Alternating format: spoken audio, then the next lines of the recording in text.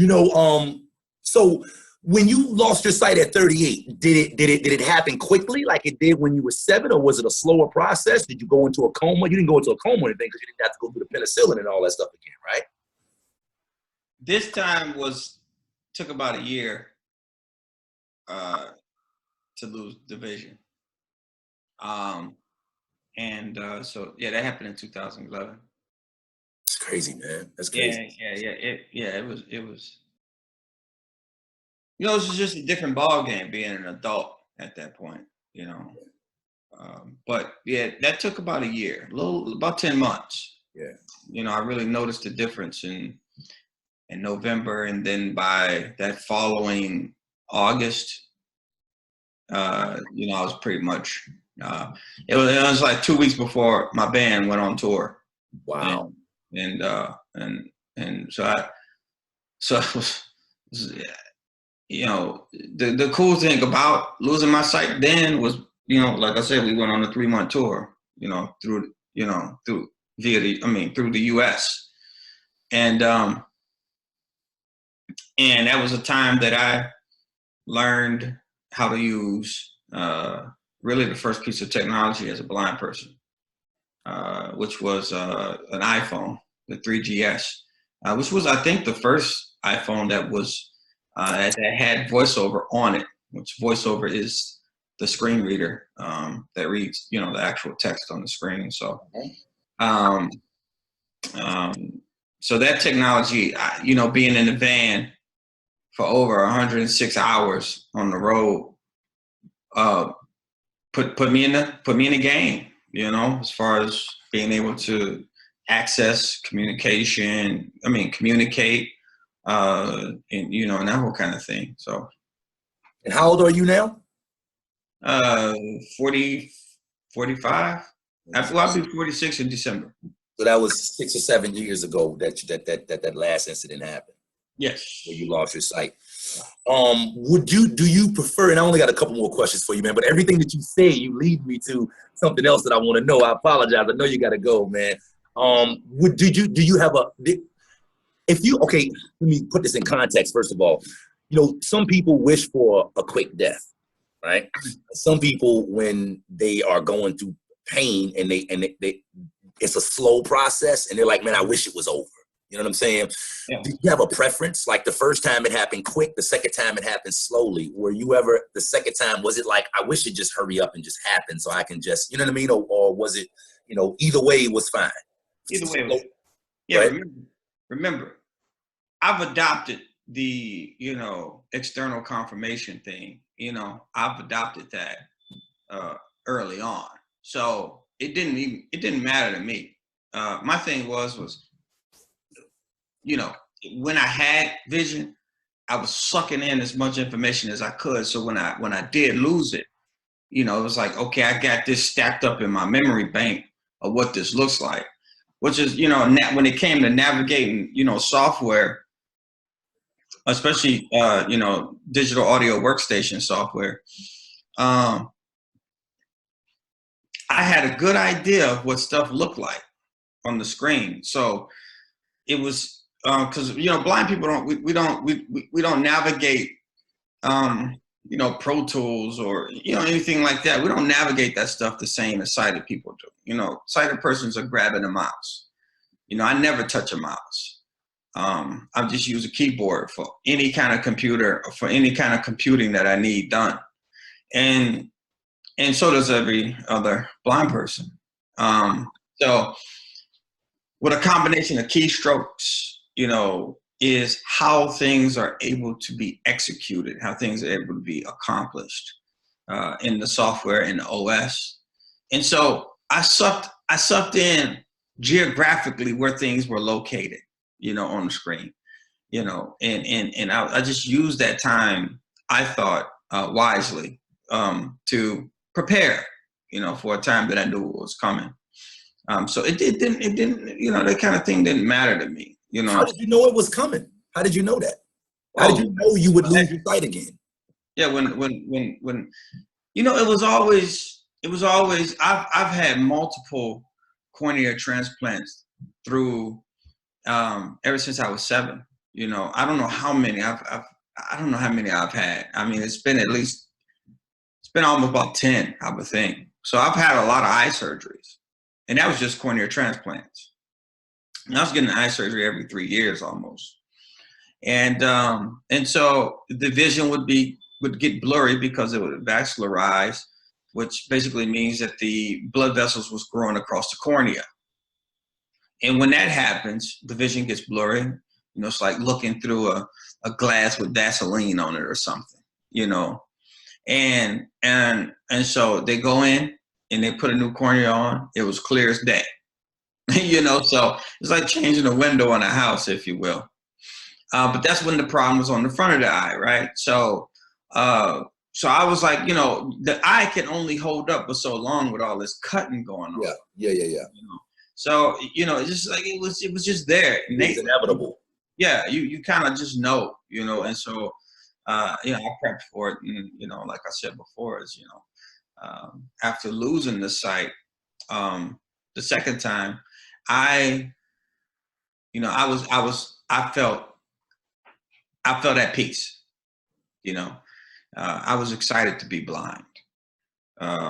You know, for me, you know, being blind was a blessing. You know, who am I as one person to want to be able to see when I can affect or inspire, you know, countless other individuals who may need that kind of inspiration more so than I do. Because I'm going past that. I'm past that. I don't, you know, I'm not looking for external confirmation. You know, It's amazing. yeah, I'm looking for something else, and it's not an external thing that I'm looking for. Yep. It's internal. I'm always like a feeling that you're looking for. Sound like a feeling that you're trying to, you know what I mean?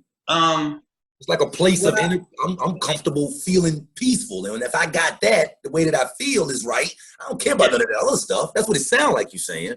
Well, what I think what I'm saying is I'm always searching internally for how to keep myself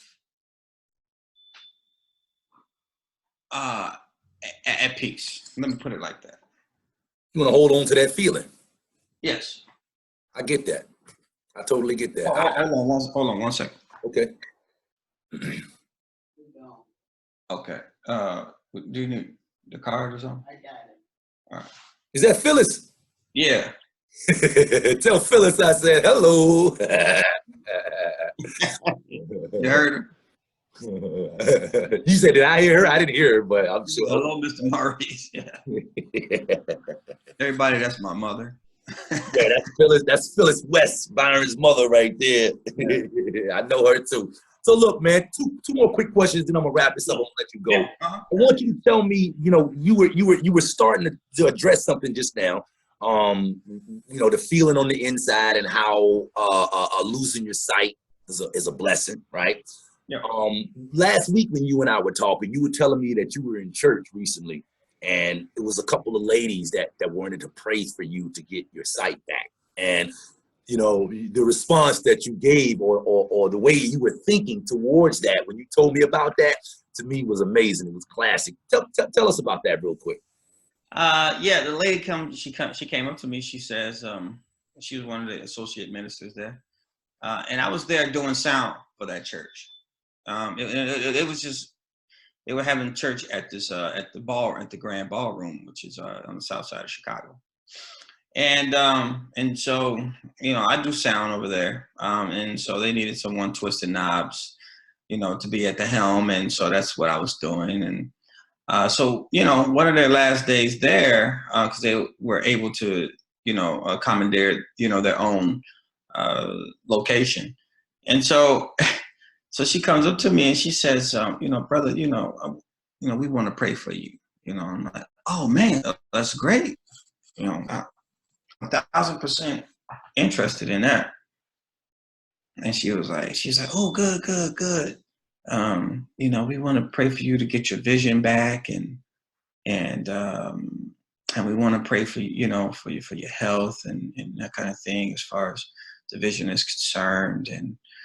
We had a lady in here last week or a couple weeks ago or something like that, and she, you know, she has some eye issues, and we prayed for her. You know, we're a healing ministry.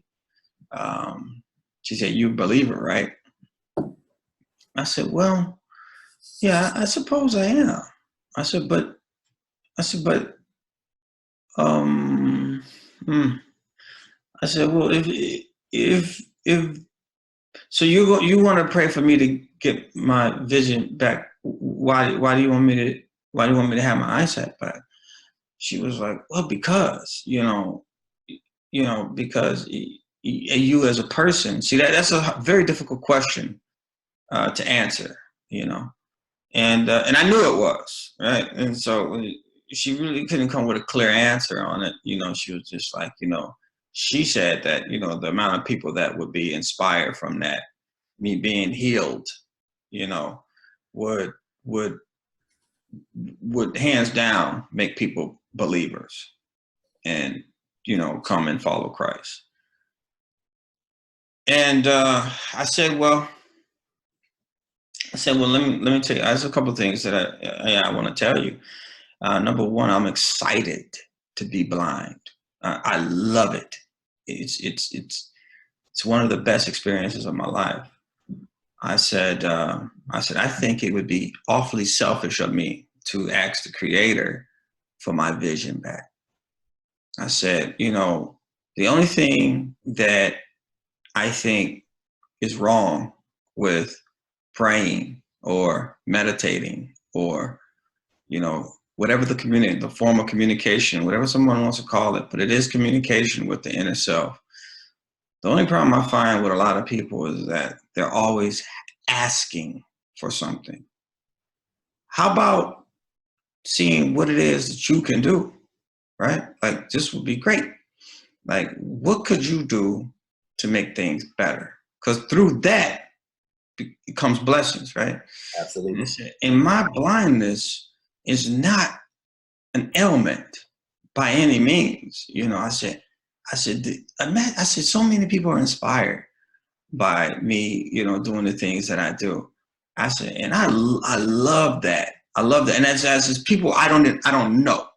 I don't know. I said, I prefer not to know because it helps me stay grounded that I don't know. I said,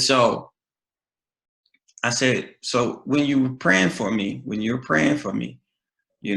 I prefer you to pray for like clarity, things like that, that individuals really, truly need, Yeah.